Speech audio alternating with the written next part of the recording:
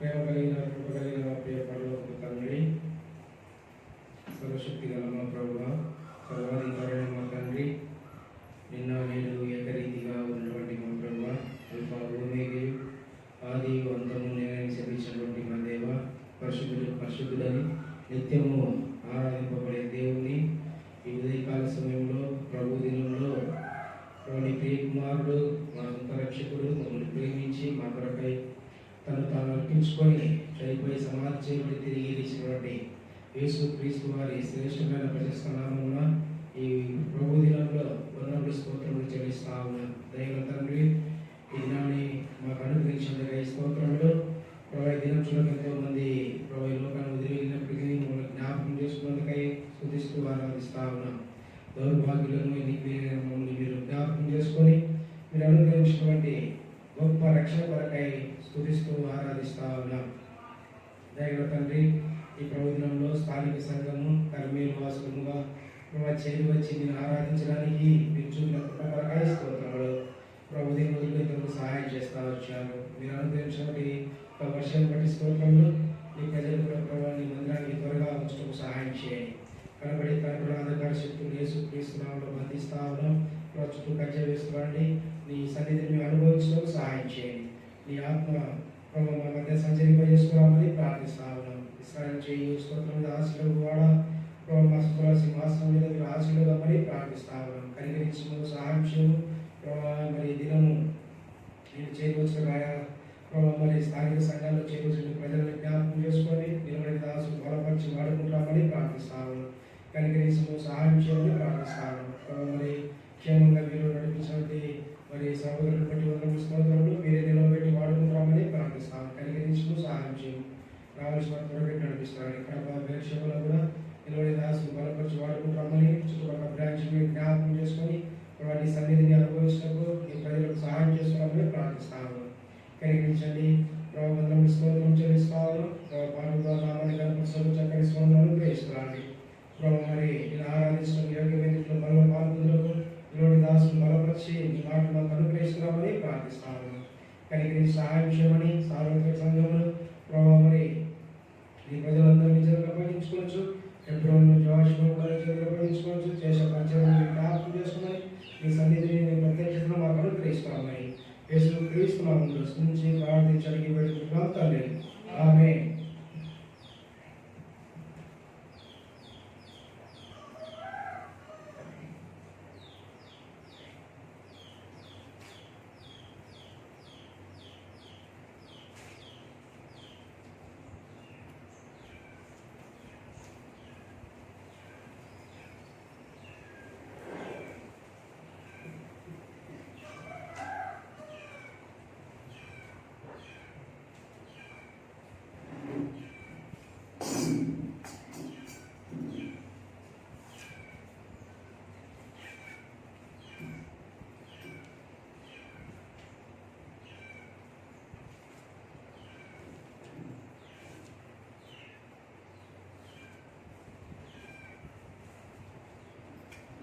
వారి సంఖ్య 191.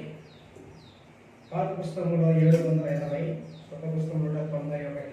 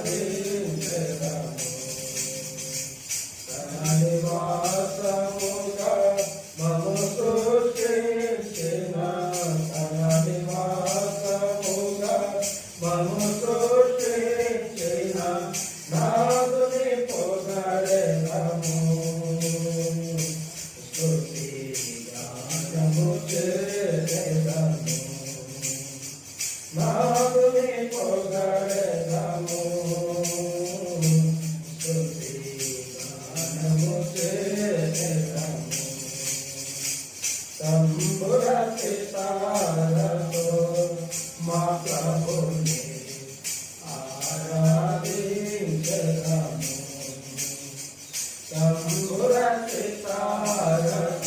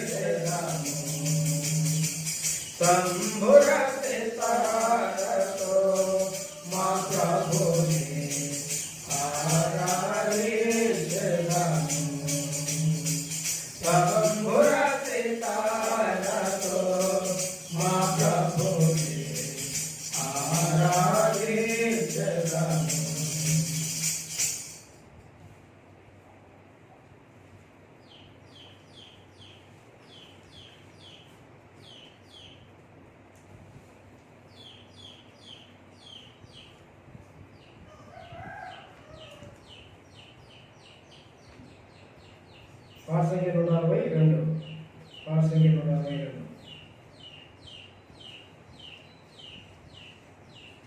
పాట సంఖ్య 162. నీదు విశ్వాసత మా ప్రభు యేసు అంతరిక్షము అధిగమించెను. నీదు విశ్వాసత మా ప్రభు యేసు అంతరిక్షము అధిగమించెను. నిన్ను ప్రేమించి నీ ఆజ్ఞలను అనుసరించు మనుజావళికి. నిన్ను ప్రేమించి నీ ఆజ్ఞలను అనుసరించు మనుజావళికి. నీ భజనను శ్రీరాముగా చేసి నీ భజనను శ్రీరాముగా చేసి నిరతమునలరాడు మా ప్రభువా. నిరతమునలరాడు మా ప్రభువా. నీదు విశ్వాసత మా ప్రభు యేసు అంతరిక్షము అధిగమించెను. నీదు విశ్వాసత మా ప్రభు యేసు అంతరిక్షము అధిగమించెను. వేయి తరముల వరకు సరిగా విరసిల్లు వేసి వేడలేని మా. వేయి తరముల వరకు సరిగా విరసిల్లేసి వేడలేని మా. వింతల కృపామురియగు దేవా. వింతల కృపామురియగు దేవా. ఎంతయో నేను స్తుతి ఎంతో కోరి. ఎంతయో నేను స్తుతి ఎంతో కోరి. నీదు విశ్వాసత మా ప్రభు యేసు అంతరిక్షము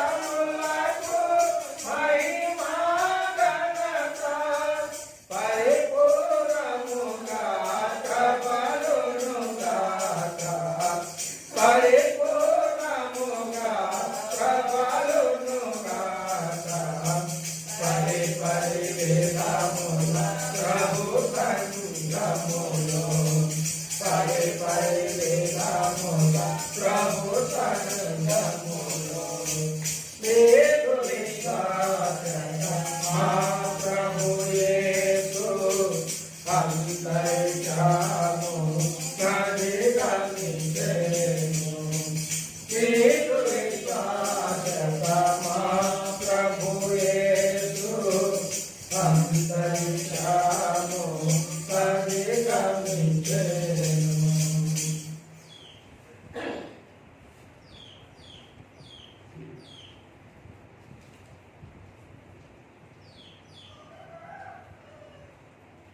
పాఠశాల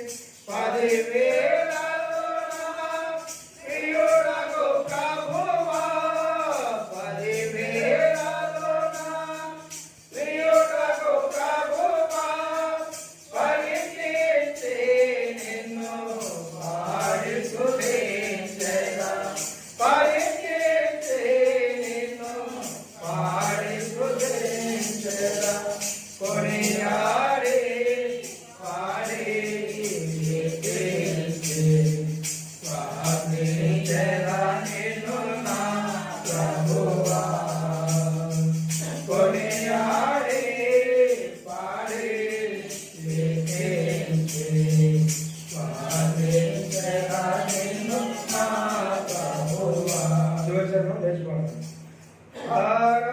ఆరాధించెదా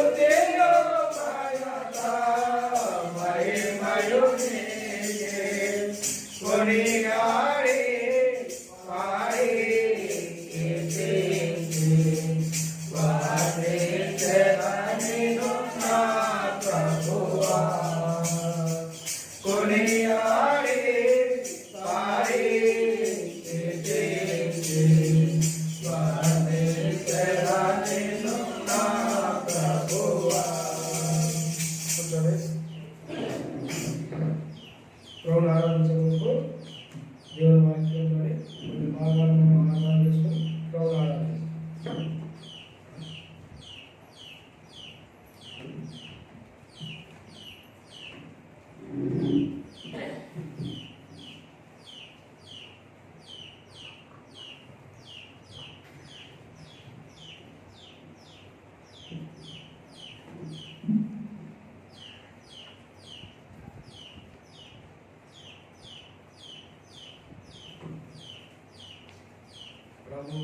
ప్రభు అయిన యేసుక్రీస్తు నామమున సంఘం అందరికీ వందనాలు. నేను ఇదే మొదటిసారి కావడం. సరే, మనం ఆరాధనలోకి వెళ్ళక ముందు మరి పరిశుద్ధ గ్రంథం నుండి కొన్ని మాటలు చదువుకొని మరి ఆరాధనలోకి వెళ్దాం. మొదటి దినవృత్తాంతములు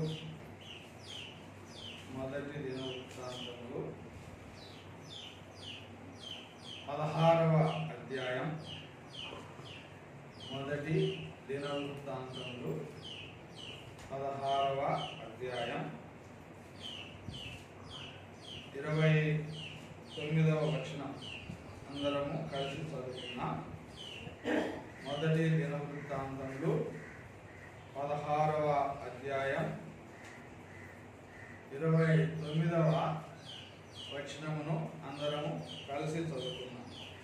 యెహోవా నామమునకు తగిన మహిమను ఆయనకు చెల్లించుడి, నైవేద్యములు చేతపుచ్చుకొని ఆయన సన్నిధిని చేరుడి, పరిశుద్ధ అలంకారములకు ఆభరణములు ధరించుకొని ఆయన ఎదుట సాగిలపడుడి. మరోసారి చదువుకున్నాం అందరము. యెహోవా నామమునకు తగిన మహిమను ఆయనకు చెల్లించుడి, నైవేద్యములు చేతపుచ్చుకొని ఆయన సన్నిధిని చేరుడి, పరిశుద్ధ అలంకారములకు ఆభరణములు ధరించుకొని ఆయన ఎదుట సాగిలపడుడి. ప్రార్థన చేసుకున్నాం దేవుని సహాయం కొరకు.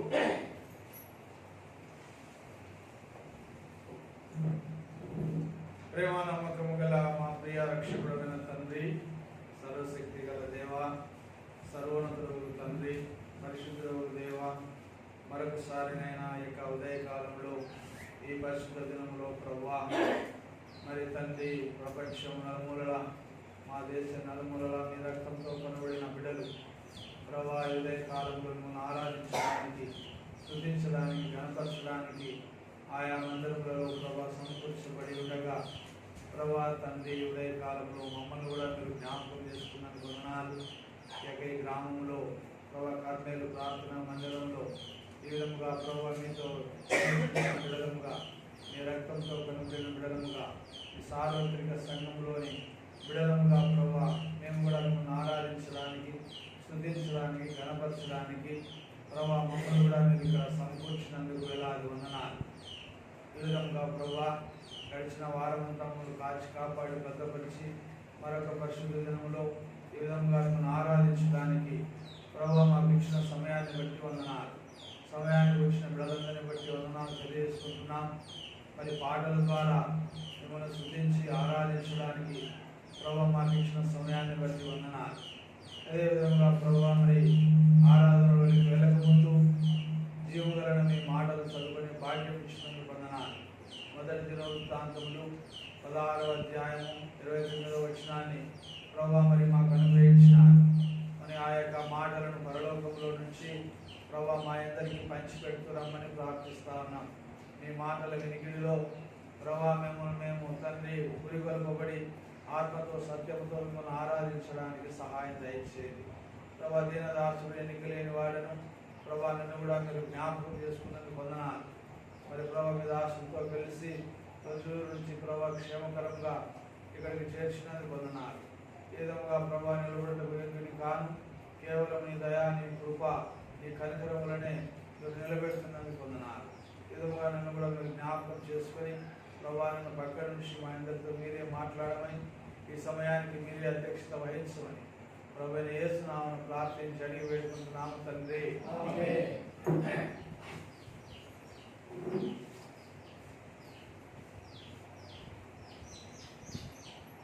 మనము చదువుకున్న భాగము ఇది ఒక స్తుతి ఆరాధన భాగంలో మనం ఒక వచనాన్ని చదువుకున్నాం. ఇక్కడ మన పితరుడైన దావీదు మరి ఆ దేవుని యొక్క మందసాన్ని మరి మందసం కొరకు చేయించిన గుడారానికి చేర్చిన తర్వాత ప్రజలందరూ దావీదు అందరూ కలిసి మరి దేవునికి దహన బలులను మరి సమాధాన బలులను అర్పించిన తర్వాత మరి దావీదు అందరిని ఆశీర్వదించి మరి దేవుని మనం ఈ విధంగా స్తుతించాలా, ఆరాధించాలా, మనం అందరినీ తిరిగి దేవుడు ఒక చోటకు చేర్చినాడు అని మరి ప్రజలందరి ముందర ఈ స్తుతి ఆరాధన గీతాన్ని మరి నేర్పుతూ వచ్చినాడు, అంటే ఆరాధిస్తూ వచ్చినాడు. ఆ యొక్క భాగంలోనే మనం చదువుకున్నాం ఒక వచనం. దాంట్లో భాగంలోనే దావీదు ఎట్లా ఆరాధించాలా, దేవుణ్ణి మనము ఏ విధంగా ఆరాధించాలా ఈ దినమున అని వాళ్ళందరికీ నేర్పుతూ తను ఆరాధిస్తూ మరి ఈ వచనాన్ని మనం రాసినట్లు చూస్తా ఉన్నాం. కాబట్టి అనేకమైన భాగాలు ఉన్నాయి. దీంట్లో దావీదు యొక్క ఆరాధనను ఈ వచనంలో మనకు బయలుపరుస్తా ఉన్నాడు.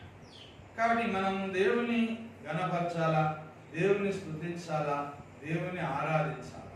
అయితే ఎట్లా మనం దేవుని ఆరాధించాలా? కాబట్టి ఆ యొక్క మాటలు దావీదు ఇక్కడ రాస్తా ఉన్నాడు. 29లో మనకు 3 లైన్లు ఉన్నాయి. 3 భాగాలుగా మరి దావీదు ఇక్కడ చెప్తా ఉన్నాడు. మొదటిది ఏంటంటే యెహోవా నామమునకు తగిన మహిమను ఆయనకు చెల్లించు. ఇది మొదటి భాగం. కాబట్టి యెహోవా నామమునకు తగిన మహిమను అంటే ఆయనకు తగిన అంటే ఒక్కొక్కరికి ఒక్కొక్క విధంగా మనం లోకంలో మర్యాదిస్తూ ఉంటాం.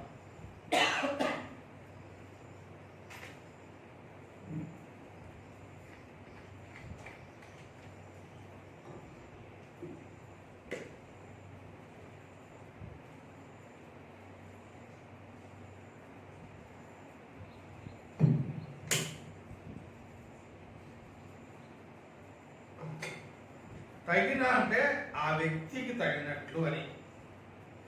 కాబట్టి మనము మామూలుగా మన బంధువులను అయితే ఒక విధంగా ట్రీట్ చేస్తాం, లేదా మనకు ఇంకా కొంత పై అధికారులను అయితే ఒక విధంగా ట్రీట్ చేస్తాం. ఇంకా గొప్ప వ్యక్తి ఏదో మన ఊళ్ళో సర్పంచ్ కానీ లేదా మన పనిచేసే చోట మనకన్నా పెద్ద వ్యక్తి అయితే ఇంకా కొద్దిగా గౌరవిస్తాం. అది తగిన అంటే మన యెహోవా నామమునకు తగిన అంటే ఆయన నామమును మనము ఎరిగి ఉండాలా అని దాని అర్థం. అంటే ఆయన గురించి మనం తెలుసుకొని ఉండాలా, ఆయన గురించి మనం పూర్తిగా అవగాహన కలిగితే అప్పుడు ఆయనకు తగిన మహిమ. లేదంటే సాధారణంగా ఉంటాము. ఒక వ్యక్తిని గురించి తెలియలేదనుకోండి, ఆ వ్యక్తిని గురించి తెలియకపోతే మనకు బజార్లో మనం బస్ స్టాండ్లో ఉంటాం, ఆ వ్యక్తి ఎవరో మనకు తెలియదు, మనం ఆయన పక్కన నిలబడతాం, మామూలుగా మాట్లాడతాం, అయ్యమ్మయ్య ఎక్కడ పోతున్నావు ఏమిటి, ఆయన గురించి తెలియదు. అయితే ఆ వ్యక్తిని గురించి మనకు తెలిసిందనుకోండి, ఆ వ్యక్తి ఏదో ఒక కలెక్టర్ స్థానంలో ఉన్నాడు అనుకోండి, అప్పుడు అదే వ్యక్తి దగ్గరికి మనం పోయేటప్పుడు మన బాడీ లాంగ్వేజ్ మారుతుంది, ఆయనను పలకరించే విధానము మారుతుంది, ఆయనను గౌరవించే విధానం మారుతుంది, ఆటోమేటిక్గా మారుతుంది ఆ వ్యక్తిని గురించి తెలిస్తే. అట్లనే మనం ఈ ఉదయకాలంలో దేవుని ఆరాధించడానికి ఆయన నామమును గురించి మనము తెలుసుకుని మనం దేవుని ఆరాధించాలి. కాబట్టి యెహోవా నామమునకు తగిన మహిమ అంటే మరి ఆయనను తెలుసుకున్న వాళ్ళు ఎవరు? యేసుక్రీస్తు ప్రభు అంటే తెలియని వాళ్ళు ఏం లేరు, అందరికీ తెలుసు. అయితే ఆ తెలుసుకోవడం కాదు, ఏదో యేసు ప్రభు కొంతమంది దేవుడు అని మనం అనుకుంటాం, కొంతమంది తెలియని వాళ్ళు ఆయన అందరిలో ఆయన ఒక దేవుడు లేని అనేవాళ్ళు కొంతమంది అంటారు, కొంతమంది ఆయన దేవుడు కాదు ఆయన ప్రవక్త అని. అట్లా యేసు ప్రభు అంటే తెలిసిన వారు ఉన్నారు. అయితే ఆ తెలుసుకోవడం కాదు, ఆత్మీయంగా మనము ఆయనను ఎరిగిన స్థానంలోకి రావాలి. మొదటిదిగా చూడండి ఎట్లా మనం ఆయన ఎదుగుతాం. ఎఫెసీయులకు రాసిన పత్రికలో పౌలు భక్తుడు చెప్తా ఉన్నాడు, కాబట్టి మనం యెహోవా నామమును ఎరిగే విధానం ఏంటి? యేసుక్రీస్తు ప్రభును అనేక మంది ప్రపంచంలో ఎక్కువ యేసుక్రీస్తు ప్రభుని ఎరిగిన వాళ్ళే ఉన్నారు. అయితే దేవుడు వాళ్ళ గురించి చెప్పలే, అయితే కొంతమంది గురించి చెప్తా ఉన్నాడు. ఎవరు యేసుక్రీస్తు ప్రభుని ఎరిగిన వాళ్ళు అనేది ఇక్కడ మనం చూస్తాం. ఎఫెసీయులకు రాసిన పత్రిక, అపోస్తలుడైన పౌలు ఎఫెసీయులకు రాసిన పత్రిక 1వ అధ్యాయము 13వ వచనం చదువుకున్నాం. ఎఫెసీయులకు రాసిన పత్రిక 1వ అధ్యాయము 13వ వచనాన్ని చదువుకున్నాం. మీరును సత్యవాక్యమును అనగా మీ రక్షణ సువార్తను విని క్రీస్తునందు విశ్వాసముంచి వాగ్దానము చేయబడిన ఆత్మ చేత ముద్రింపబడితిరి. వీళ్ళు ఆత్మీయంగా దేవుని ఎరగడం అంటే ఈ కార్యం ఎవరి హృదయంలో జరుగుతుందో వాళ్ళు ఆయన నామమును ఎరిగిన వారు అని. భౌతికంగా అనేక మంది యేసుక్రీస్తు ప్రభు గురించి తెలుసు, నామకాస్తంగా జీవించే క్రైస్తవులకు తెలుసు, అన్య జనాంగానికి తెలుసు, లేదా ప్రపంచంలో అనేక దేశాలు నామకాస్త దేశాలు ఉన్నాయి, వాళ్ళంతా యేసు ప్రభు గురించి తెలుసు. అయితే ఈ దావీదు భక్తుడు వాళ్ళ గురించి చెప్పడం ఆత్మీయంగా అంటే దేవుని చేత విమోచించబడిన బిడ్డలు కాబట్టి వాళ్ళు వెరిగే విధానం వేరు, వేరే వాళ్ళు వెరిగే విధానం వేరు. కాబట్టి మనము జీవం గల దేవుని సంఘంలో చేర్చబడిన బిడ్డలు కాబట్టి దేవుని నామమును ఎరగడం అంటే ఈ క్రియ మనలో జరిగి ఉండాలి. ఏంటి ఇక్కడ స్పష్టంగా చెప్తున్నాడు, మీరును అంటే మనం అందరినీ కలుపుకుంటాం. మీరును సత్యవాక్యమును అనగా మీ రక్షణ సువార్తను విని, ఇది మొదటి క్రియ. కాబట్టి మనం ఏంటాం, ఇక్కడ కూర్చున్న ప్రతి ఒక్కరము దేవుని మందిరంలో చేర్చబడిన ప్రతి బిడ్డ కూడా అది ఎవరైనా సరే ఏదో ఒక సందర్భంలో మనం సువార్త చెప్పేటప్పుడు వింటాం, లేదా దేవుని మందిరంలో దైవ సేవకులు చెప్పే మాటలు ఏదో ఒక విధంగా సత్యవాక్యము అంటే సత్యము బోధించే మాటలు అది ఎక్కడ ఉంటాయి? పరిశుద్ధ గ్రంథంలో ఉంటాయి. కాబట్టి ఈ మాటలు నువ్వు నేను ఏదో ఒక సందర్భంలో విన్నా, అది ఎట్లయినా విని ఉండొచ్చు. కాబట్టి ఈ సత్యవాక్యమును, ఈ రక్షణ సువార్తను, మంచి వార్తను మనం అందరం విన్నాం. అయితే ఇంతవరకు ఒక భాగం వినడం అనేక మంది వింటున్నారు. బహిరంగ సభ పెడితే వేల మంది వస్తారు కడపలో. అదేవిధంగా రేడియోలో, టీవీలలో సువార్త వినపడతా ఉంది. అనేక మంది, మనమే కాదు అన్యులు కూడా ఇళ్లలో టీవీలు పెట్టుకొని యేసుక్రీస్తు ప్రభు మాటలు వినేవాళ్ళు ఉన్నారు. వినడం వరకు ఓకే, వింటా ఉన్నారు. మనం కూడా సువార్త చెప్పకపోతే మైకు పెట్టుకొని చెప్తే అందరూ వింటారు. అయితే ఈ కార్యము జరిగేది కొద్ది మందిలోనే. ఏంటి ఆ కార్యం అంటే క్రీస్తునందు విశ్వాసం వినాలా, విశ్వాసం ఉంచాలి. మనం అందరము విశ్వాసం ఉంచున్నాం. విశ్వాసం ఉంచకపోతే దేవుని మందిరానికి రా. విన్న వాళ్ళందరూ విశ్వాసం ఉంచరు. యేసుక్రీస్తు ప్రభు గురించి వినని వాళ్ళు దాదాపుగా 90% విన్న వాళ్ళే ఉంటారు. అయితే అందరికీ విశ్వాసం కలగదు, కొద్ది మందికి మాత్రమే. కాబట్టి మనం అందరము విశ్వాసం ఉంచినాం. ఎప్పుడైతే విని యేసుక్రీస్తు ప్రభుని గురించి విని విశ్వాసం ఉంచుతామో అప్పుడు ఒక క్రియ జరుగుతుంది. కింద చూడండి ఏమి జరుగుతుంది? వాగ్దానం చేయబడిన ఆత్మ చేత ముద్రించబడతాము. మనం అందరం ఇప్పుడు ఆ స్థితిలో ఉన్నాం. వాగ్దానం చేయబడిన పరిశుద్ధ ఆత్మ చేత మనం ముద్రించిన దేవుని బిడ్డలము. ఇది ఆయనను ఎరగడం అంటే. యెహోవా నామమునకు తగిన మహిమ చెల్లించండి అంటే ముందు ఆ నామం ఏంటి అని మనం ఎరగాలి.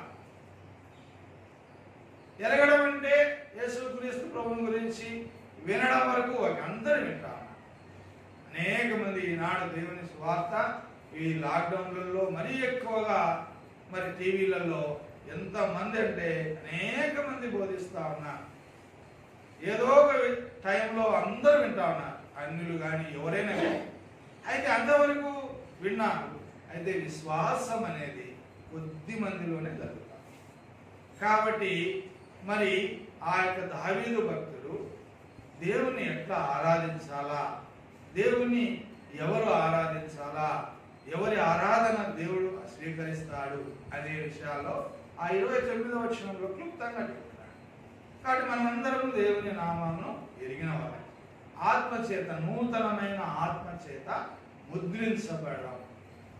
అంటే పాత ఆత్మ, దేవుడు ఆదికాండంలో ఆదాముకు ఇచ్చిన ఆత్మ, ఆ ఆజ్ఞను అతిక్రమించడం వలన ఆ ఆత్మ అనేది చచ్చిన స్థితిలోకి వెళ్ళిపోయింది. దేవుడు మొట్టమొదట ఆదాముకు మరి ప్రాణం పోసిన తర్వాత నాసికారంధ్రములలో తన ఊపిరిని ఊదినప్పుడు ఆత్మను కలిగినాడు ఆదాము, జీవించగలిగే ఆత్మను కలిగినాడు. ఆ ఆత్మ దేవుడిచ్చినది. అయితే ఆదాము అవ్వలు ఆజ్ఞను అతిక్రమించడం వలన దేవుడు చెప్పినాడు, మీరు అది తింటే చచ్చిపోతారు అని. కాబట్టి ఎప్పుడైతే తిన్నారో ఆ ఆత్మ వాళ్ళ హృదయాలలో చచ్చిపోయింది. కాబట్టి ఆ సంతానమే ఈ యొక్క ప్రపంచంలో ఉన్న ప్రజలందరూ. కాబట్టి దేవుడిచ్చిన ఆత్మ ప్రతి ఒక్కరిలో చచ్చిన స్థితిలో ఉండాలి. ఎప్పుడు వెలిగింపబడతాది అంటే ఈ క్రియ జరగాలి. పౌలు భక్తుడు చెప్పినట్టు, ఎవరైతే సత్యవాక్యమును అనగా రక్షణ సువార్తను విని వాళ్ళ హృదయంలో విశ్వాసం ఉంచుతారో, ఎవరైతే విశ్వాసం అంటే యేసుక్రీస్తు దేవుడని, ఆయన నా కొరకే ఈ లోకానికి వచ్చినాడని, నా పాపమంతా ఆయన మీద వేసుకొని శిలువలో రక్తం గార్చినాడని ఎవరైతే నమ్ముతారో అది విశ్వాసం. నమ్మాలి, పూర్తిగా హృదయంలో నమ్మితే దాన్ని విశ్వాసం ఉంచడం అంటారు. ఆ విశ్వాసం ఎవరైతే ఉంచుతారో అప్పుడే ఆయన రక్తంతో మన హృదయంలో ఉన్న పాపాలంతా కడిగివేసి ఆ చనిపోయిన స్థితిలో ఉన్న ఆత్మను యేసుక్రీస్తు ప్రభు జీవం రావడం వలన ఆ ఆత్మ తిరిగి బ్రతుకుతారు. తిరిగి దేవుని బిడ్డలమైన మనమందరం అది ఆత్మ చేత ముద్రించబడడం అంటే. కాబట్టి ప్రియమైన దేవుని బిడ్డలారా, దేవుని ఆరాధించడానికి ముందు మనం ఆయన నామమును ఎరిగిన వారమై ఉండాలి. అంటే నూతన ఆత్మ చేత ముద్రించబడిన వారమై ఉండాలి. ఇది మొదటి. సరే, ఈ యొక్క దేవుని యొక్క ఆత్మను మనం కలిగి ఉన్నాం, ఆయన మనలోనికి వచ్చినాడు. అప్పుడు ఏం జరుగుతుంది చూడండి. గలతీయులకు రాసిన పత్రిక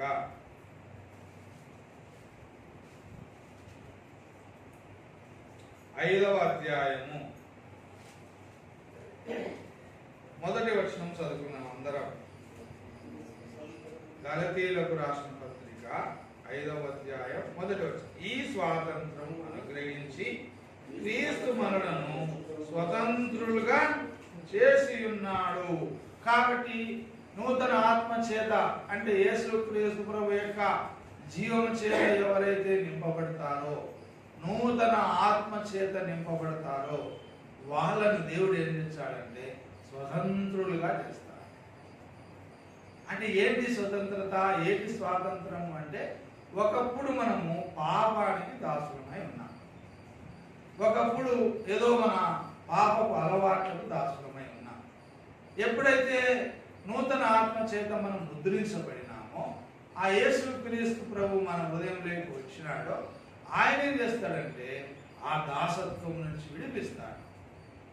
అంటే ఏది కూడా అంతకుముందు పాత జీవితము స్వాతంత్రం అంటే పూర్తిగా స్వేచ్ఛ అని, ఆత్మీయమైన స్వేచ్ఛ. ఎట్లొస్తుంది? మన చేత కాదు, మనం తప్పించుకోలేము. అయితే ఎప్పుడైతే ఆ జీవం కలిగిన దేవుడు పరిశుద్ధాత్మ చేత మనల్ని ముద్రిస్తాడో అప్పుడు ఏం జరుగుతుందంటే మన హృదయంలో ఉన్న పాపమంతా వెళ్ళిపోతాడు. నూతన ఆత్మ మన హృదయంలోకి వచ్చింది కాబట్టి ఇప్పుడు ఆ పాపం అనే దాసత్వం నుంచి దేవుడు మనల్ని స్వతంత్రులుగా చేస్తాడు. అంటే ఇక ఆ పాపానికి మన మీద అధికారం ఉండదు, అపవాదికి మన మీద అధికారం ఉండదు. మనం స్వతంత్రులు. ఎట్లొచ్చింది? మనం ఏమైనా భక్తి పరులమా, మనం ఏమైనా గొప్ప వాళ్ళమా, ఇంకా ఇక్కడ ఉన్న ప్రజలందరూ మనకన్నా తక్కువ వాళ్ళంటే అది కాదు. కేవలము ఆయన కృప వలన అంతే. అది ఆయన ఇష్టం. ఎవరిని రక్షించుకుంటాడో వాళ్ళని రక్షించుకుంటాడు. వాళ్ళు ఎవరైనా కావచ్చు, పేదవారైనా కావచ్చు, ధనికులైనా కావచ్చు, చదువు లేని వారైనా కావచ్చు, చదువు ఉన్నవారు ఎవరైనా సరే దేవుని ఇష్టం. కాబట్టి మనం ఆయన చేత ముద్రించబడిన తర్వాత స్వతంత్రులుగా చేయబడినాం. ఇది ఆయన నామమును ఎరగడము అంటే. యెహోవా నామమునకు తగిన మహిమను చెల్లించండి అని దావీదు భక్తుడు అంటా ఉన్నాడు. ఈ ఉదయకాలంలో మనతో కూడా చెప్తా ఉన్నాడు. కాబట్టి తగిన మహిమ అంటే ఆ వ్యక్తి ఎవరు అనేది చెప్తా ఉన్నాడు. కాబట్టి ఆ వ్యక్తి ఎవరు అని మనం ఎరగాలంటే ముందు మనలో ఈ నూతన ఆత్మను పొందిన వాళ్ళం కావాలా. స్వాతంత్రంగా అంటే పాపం మీద మనకు విజయము, పాపం నుంచి విడుదల కలిగిన మనస్సాక్షి కలిగిన వాళ్ళపై అది దావీదు చెప్పిన మాట. రండి మళ్ళీ మన భాగానికి వస్తాం. మొదటి దినవృత్తాంతములు 16వ అధ్యాయం. అప్పుడు మనము ఆ యొక్క క్రియ జరిగితే మనము దేవుని నామం అంటే ఆయన ఎవరు, ఎక్కడున్నాడు, ఏమిటి అనేది మనం స్పష్టంగా ఎరగలుగుతాం. ఇప్పుడు చూడండి, యెషయా గ్రంథం తీయండి. యెషయా గ్రంథము 6వ అధ్యాయం. యెషయా గ్రంథము 6వ అధ్యాయం మొదటి వచనం చదువుకుందాం. రాజైన ఉజ్జియా మృతునందిన సంవత్సరమున అత్యున్నతమైన సింహాసనమందు ప్రభువు ఆసీనుడై ఉండగా నేను చూచితిని. కాబట్టి ఇక్కడ యెషయా భక్తుడు చెప్తా ఉన్నాడు, ఆయన దేవుని చూసినాడంట. ఎట్టున్నాడంటే ఆయన అత్యున్నతమైన సింహాసనం అంటే ఇంకా ఆయన కన్నా పైన ఎవరు లేదు. అంతటి గొప్ప స్థానములో ఆసీనుడై ఉన్న దేవుణ్ణి చూచినాడు. అది ఆయనని ఎరగడం అంటే. కాబట్టి మనం ఇప్పుడు ఆ భౌతికంగా మరి దేవుని మనం చూడలేకపోవచ్చు. అయితే మన ఆత్మీయంగా మన హృదయంలో ఆయన స్థానం అట్లా ఉండాలా అని దాని అర్థం. నా హృదయాలలో ఆయన స్థానం ఎట్లుండాలంటే ప్రథమ స్థానం ఉండాలి. ఎందుకంటే ఆయన అత్యున్నతమైన దేవుడు. కాబట్టి యెషయా గ్రంథం 57వ అధ్యాయంలో కూడా ఈ భక్తుడు చెప్తాడు కూడా, ఆయన గురించి చెప్తాడు. యెషయా 57 15వ వచనం చదువుకున్నాం. మహాగణుడును మహోన్నతుడును పరిశుద్ధుడును నిత్య నివాసి అయిన వాడు ఈలాగు సెలవిచ్చుచున్నాడు, నేను మహోన్నతమైన పరిశుద్ధ స్థలములలో నివసించువాడను. కాబట్టి మనం ఆరాధించే దేవుడు చాలా గొప్ప దేవుడు. ఆయన కన్నా ఇంకా వేరే గొప్పవారు అనేవారు లేరు. ఇది మన హృదయంలో మనం ఎరగాలి. అది దావీదు చెప్పే మాట, యెహోవా నామమునకు తగిన మహిమ చెల్లించండి అంటే ఆయన గురించి ముందు తెలుసుకోండి. తెలుసుకుంటే మనలో భయం వచ్చాలి, తెలుసుకుంటే మనలో వినయం వచ్చాలి. ఆ కార్యం మన హృదయాలలో జరిగి ఉంటే, నూతన ఆత్మ చేత మనం ముద్రించబడి ఉంటే ఖచ్చితంగా దేవుని మరి ఆయన ఉన్నతమైన స్థానాన్ని మనం ఎరుగుతాం. ఎరిగినప్పుడు అయ్యో మన దేవుడు, మనం ఆరాధించే దేవుడు ఆశ్రమాషి దేవుడు కాదు. ఆయన సృష్టికర్త, సమస్తాన్ని కలుగజేసింది ఆయనే అని భయంతో మన హృదయంలో ఆయన ఎడల సంపూర్ణమైన విశ్వాసం కనపరుస్తాం. ఇది మొదటి. సరే, రెండవ మాట ఏమంటున్నాడు దావీదు? అదే మొదటి దినవృత్తాంతములు 16వ అధ్యాయము 29వ వచనంలో నైవేద్యములు చేతపుచ్చుకొని ఆయన సన్నిధిని చేరుడి అంటారు. అంటే దేవుని మందిరానికి ఎట్లా రావాలంట? నైవేద్యములు చేతపుచ్చుకొని. ఏంటి? బలి. అంటే నైవేద్యం దేవునికి ఇవ్వవలసిన బలి.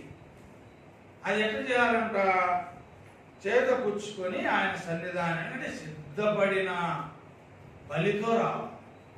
ఏదో ఇక్కడికి వచ్చి మనం ఏదో ఒక అట్ట కాకుండా ఈ యొక్క ఆరాధన కొరకై ఈ యొక్క పరిశుద్ధ దినములో మనం కర్మేలు ప్రార్థనా మందిరానికి పోవాలా, మనం దేవుని ఆరాధించాలా అని మనము ఈ యొక్క ఉదయకాలంలోనే దీని కొరకైన సిద్ధపాటు, దేవుని ఆరాధించడానికైన సిద్ధపాటు మనం కలిగి ఉండాలా. అంటే ఎందుకు? దేవుని గణపరచడానికి. కాబట్టి నైవేద్యం అంటే మనం యొక్క ఆరాధన, దేవునికి ఇచ్చే బలి, ఆరాధన అనే బలిని మనము సిద్ధపాటుతో రావాలి. ఇంటి దగ్గరనే మనం ఆరాధించడానికి సిద్ధపడాలి. మనలో ఏంటైనా బలహీనతలు కానీ, ఏంటైనా అసమాధానాలు కానీ, మనం వాటన్నిటినీ దేవుని దగ్గర ఇంట్లో మోకరించి ప్రార్థించుకొని దేవుని మనం ఆరాధించడానికి మన యొక్క హృదయాన్ని అక్కడే సిద్ధపాటు చేసుకొని రావాలా. అలాంటి ఆరాధనను దేవుడు స్వీకరిస్తాడని చెప్తాను. కాబట్టి ముందే నైవేద్యములు చేతపుచ్చుకొని, అంటే సిద్ధపాటు కలిగిన హృదయంతో. ఎందుకంటే ఇక్కడ ఆరాధించే దేవుడు అలాంటి దేవుడు. కాబట్టి సిద్ధపాటు కలిగిన మనసుతో, సిద్ధపాటు కలిగిన ఆరాధనతో మరి దేవుని సన్నిధానానికి రావాలి. చూడండి, మన పితరులు కొంతమంది బలులను దేవుడు స్వీకరించినాడు, కొంతమంది బలులను దేవుడు స్వీకరించాడు. రండి, ఆదికాండం మనకు తెలిసిన వాక్యాలే. ఆదికాండము 4వ అధ్యాయము 3-4 వచనాలు చదువుకున్నాం. ఆదికాండము 4వ అధ్యాయము 3-4 వచనాలు. కొంతకాలమైన తరువాత కయీను పొలము పంటలో కొంత యెహోవాకు అర్పణగా తెచ్చెను. హేబెలు కూడా తన మందలో తొలిచూలును పుట్టిన వాటిలో క్రొవ్విన వాటిని కొన్ని యెహోవా హేబెలును అతని అర్పణములను లక్ష్యపెట్టి. కాబట్టి ఇక్కడ ఇద్దరు వ్యక్తులను చూస్తాము, కయీను, హేబెలు. కాబట్టి వాళ్ళిద్దరు కూడా దేవుని సన్నిధానానికి మరి బలులు తీసుకొని వచ్చినాడు, ఆయా రకాల బలులు. అయితే ఇక్కడ ఇద్దరు వ్యక్తులు, ఒక వ్యక్తి అర్పణను మాత్రమే దేవుడు లక్ష్య పెడతా ఉన్నాడు, అంటే స్వీకరిస్తా ఉన్నాడు. ఇంకొక వ్యక్తి యొక్క అర్పణను దేవుడు స్వీకరించలే. కాబట్టి ఎందుకు అంటే ఒక వ్యక్తి సిద్ధపాటుతో వచ్చినాడు. ఏమిటి సిద్ధపాటు? అయ్యో, మనం తీసుకుపోయే దేవుడు చాలా గొప్ప దేవుడు, కాబట్టి ఎట్లా తీసుకుపోవాలా? అక్కడ ఒక మాట ఉంది, ఏంటంటే తొలిచూలున పుట్టిన క్రొవ్విన వాటిని అనే పదం ఉంది. అంటే హేబెలు ఎట్లా సిద్ధపడుతున్నాడంటే అన్ని వెతికి తన మందలో ఏది శ్రేష్టమైనది, ఏది తొలిచూలున పుట్టినది, అంటే మొదట కలిగిన బిడ్డలకు శక్తి ఉంటుందని మనం కూడా పెద్దలు చెప్తా ఉంటారు. కుటుంబంలో జ్యేష్ఠునికి కొన్ని ప్రత్యేకమైన మరి లక్షణాలు ఉంటాయని భౌతికంగా కూడా మనకు తెలుసు. జ్యేష్ఠునికి భాగంలో అధికంగా ఉంటుంది, జ్యేష్ఠునికి బలములో అధికంగా ఉంటుంది. కాబట్టి పెద్ద కొడుకు చిన్న కొడుకును పోల్చుకుంటే వాళ్ళ యొక్క శక్తులలో కొంత తేడా ఉంటుంది ఖచ్చితంగా భౌతికంగా. కాబట్టి ఇక్కడ హేబెలు ఏం చేస్తున్నాడు అంటే తొలిచూలున, అంటే మొట్టమొదటిది. మళ్ళీ దాంట్లో కూడా క్రొవ్వినటి, అంటే ఏ జబ్బు జీబు లేకుండా మంచి దానిని వెతుకుతా ఉన్నాడు. కయీను గురించి అటు రాయలేదు, తన పొలము పంటలో కొంత అని రాయబడి. కాబట్టి ఇక్కడ హేబెలు ఏం చేస్తున్నాడంటే సిద్ధపడతా ఉన్నాడు. ఎందుకు? నేను పోయే దేవుడు చాలా గొప్ప వ్యక్తి, చాలా మహోన్నతమైన స్థానంలో నివసించే వ్యక్తి, ఆయన సృష్టికర్త అని తన యొక్క అర్పణను ఆచామాషిగా తీసుకురాలి. ఎంతో భయభక్తులతో తన హృదయంలో, బయటగా దేవుడు చూసేది, హృదయంలో దేవునికి ఇచ్చే స్థానాన్ని చూసినాడు. తొలి చూడని తీసుకుపోతున్నాడు, పొడవిన వాడిని తీసుకుపోతా ఉన్నాడు. ఏం దేవుడు ఎన్నో ఉంటాడు, ఏదో ఒకటి పడకపోతే దేవుడికి ఏం తెలుస్తుంది అనుకోలే. ఆయన హృదయాలను పరిశోధించే దేవుడు, ఆయనకు అన్నీ తెలుసు అనే భయంతో తన యొక్క నైవేద్యము, తన యొక్క బలిని సిద్ధపాటు చేసుకుని బయలుదేరుతాను. కయ్యనుకు ఆ సిద్ధపాటు లేదు. కాబట్టి ప్రేమైన దేవుని బిడ్డలారా, దేవుని ఆరాధించడం, ఆరాధన అనేది అన్నిటికన్నా ప్రాముఖ్యమైనది. ఏంటంటే ఆరాధన ఎందుకు ప్రాముఖ్యమైనది అంటే, పరలోక రాజ్యంలో దేవునితో మనం ఉన్నప్పుడు అక్కడ జరిగేది ఆరాధన మాత్రమే. ఆయనను స్తుతించడం, స్తుతించడం, అంతే. అక్కడ ప్రార్థన ఉండదు. ప్రార్థన అంటే మనం దేవుని అడగడం, దేవుని దగ్గర నుంచి మనం ఏదైనా సహాయం అడగడం. అక్కడ మనకి ఏ కొదువ ఉండదు.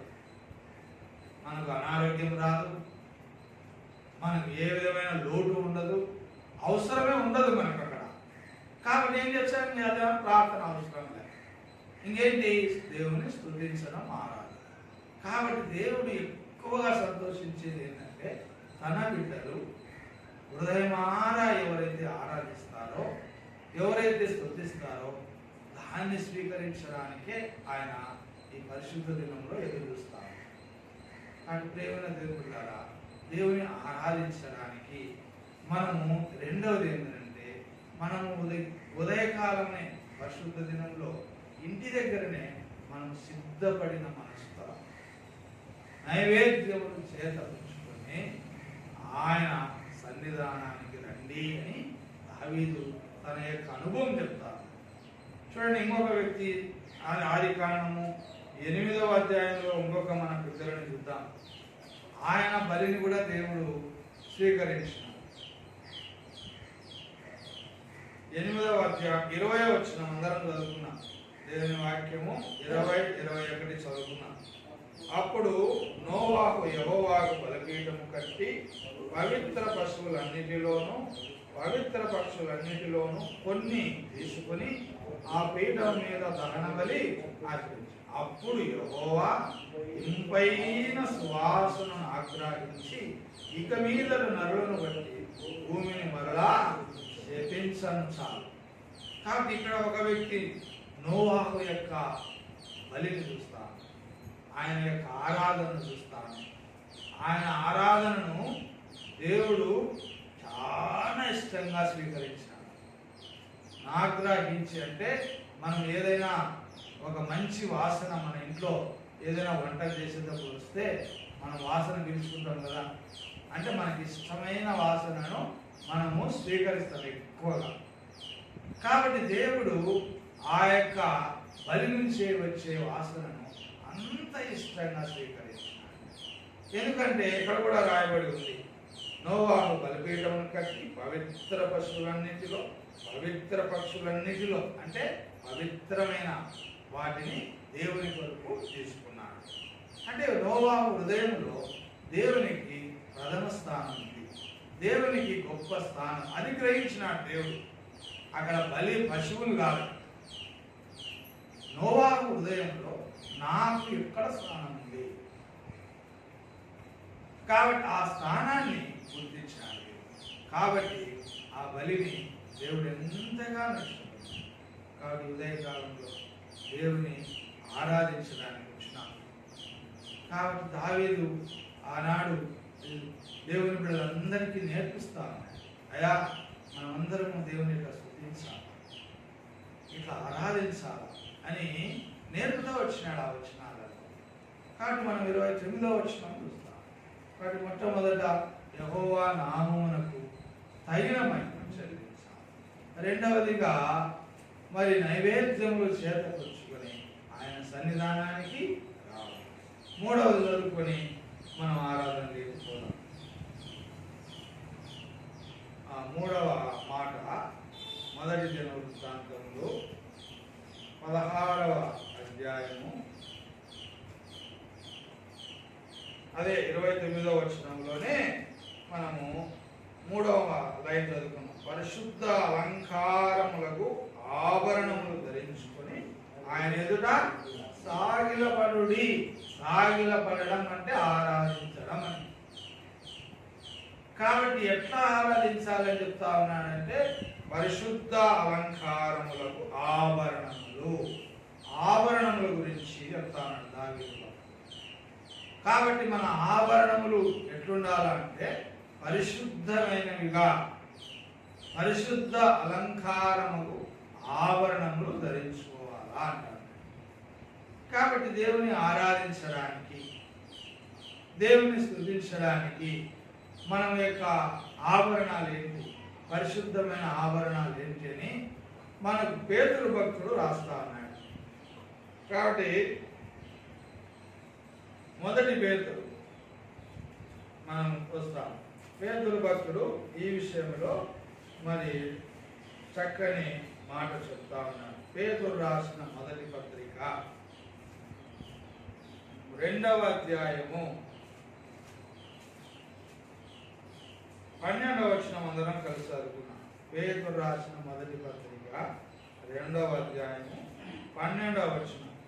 అన్యజనులు మిమ్మును ఏ విషయములలో దుర్మార్గులని దూషించురో ఆ విషయములో వారు మీ సత్క్రియలను చూచి వాటిని బట్టి దర్శన దినమున దేవుని మహిమపరచునట్లు వారి మధ్యన మంచి ప్రవర్తన గల వారై ఉండవలనని మిమ్మును బతిమాలుకొనుచున్నాను అని పేతురు రాస్తా ఉన్నాడు.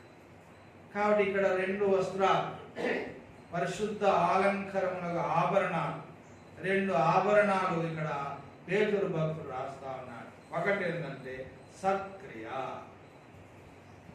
అంటే మంచి పని, తర్వాత రెండవది మంచి ప్రవర్తన. 2 మంచివే.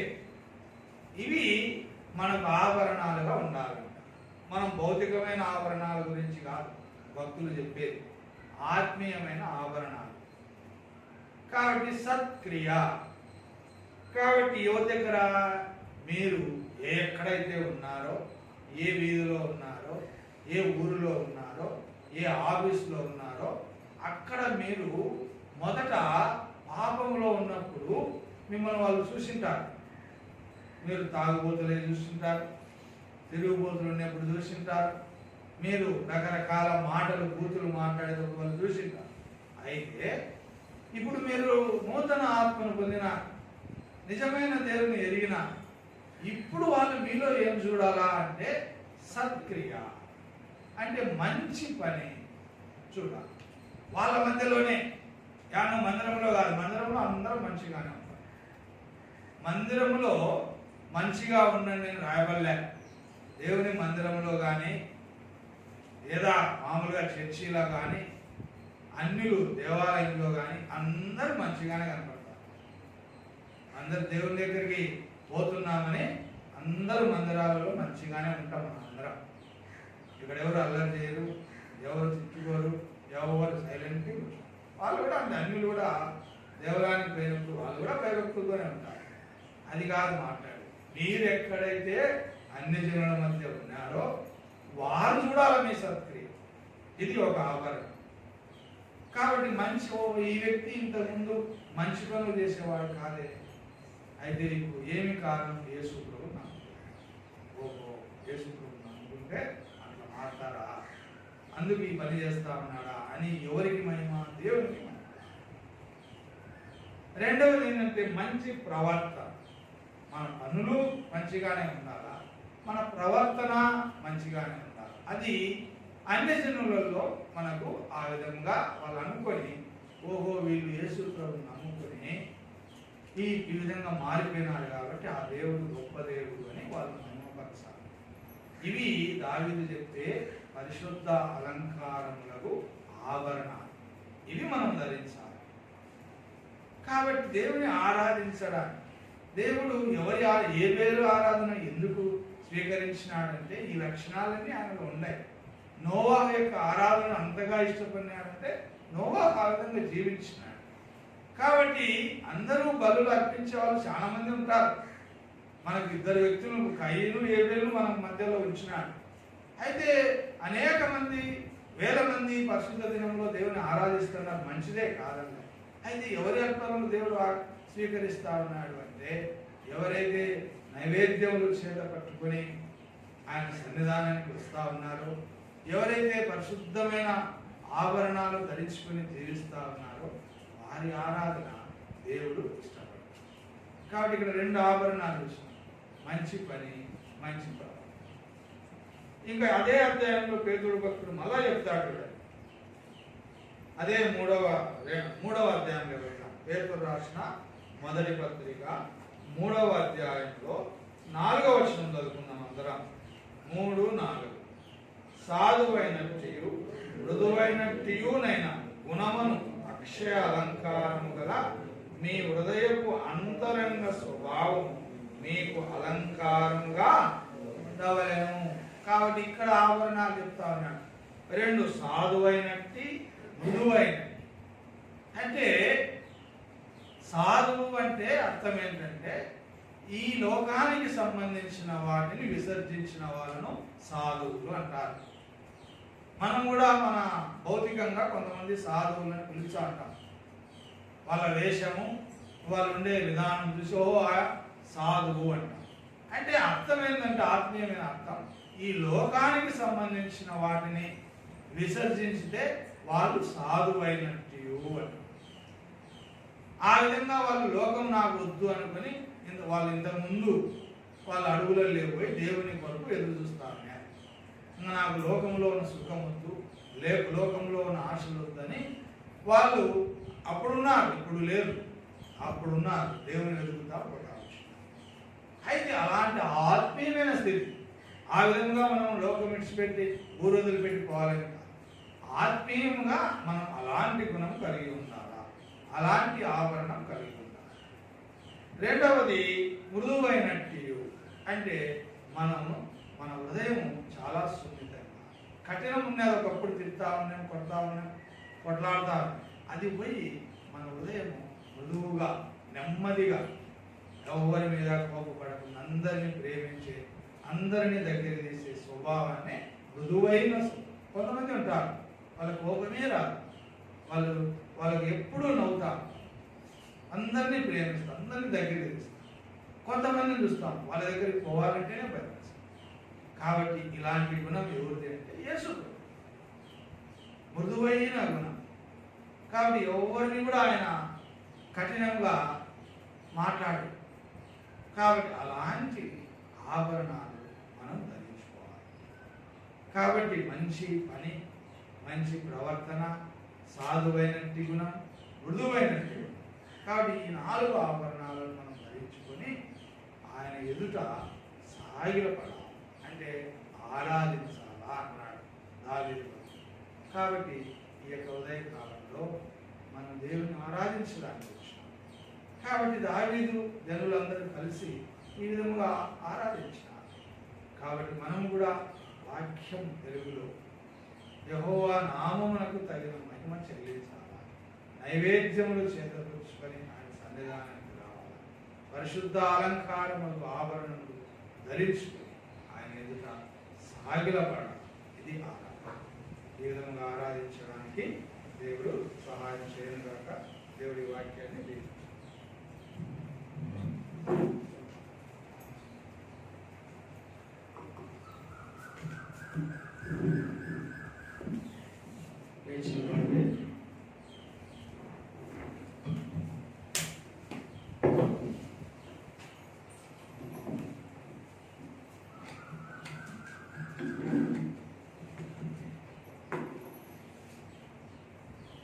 సంఖ్య 132.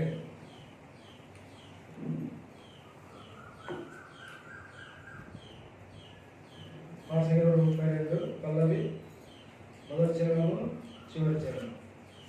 పల్లవి మొదటి చరణము చివరి చరణం. సంఖ్య 132.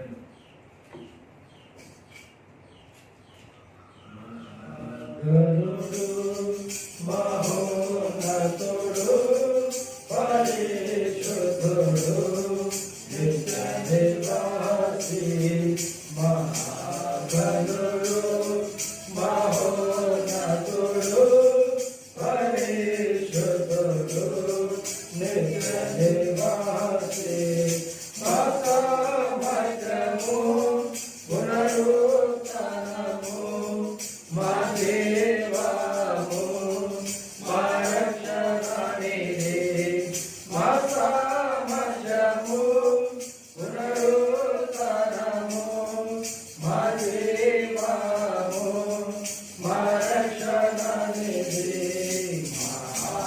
మహాగణుడు మహోన్నతుడు పరిశుద్ధుడు నిత్య నివాసి మహాగణుడు మహోన్నతుడు పరిశుద్ధుడు నిత్య నివాసి ఉన్నత పరిశుద్ధ స్థలములలో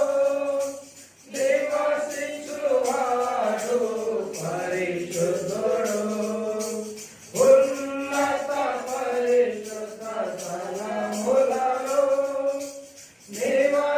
నివసించువాడు పరిశుద్ధుడు అయినను కలిగిన వినయము దీన మనస్సులో నివసించును జీవించును అయినను కలిగిన వినయము దీన మనస్సులో నివసించును జీవించును మహాగణుడు మహోన్నతుడు పరిశుద్ధుడు నిత్య నివాసి మహాగణుడు మహోన్నతుడు పరిశుద్ధుడు నిత్య నివాసి మన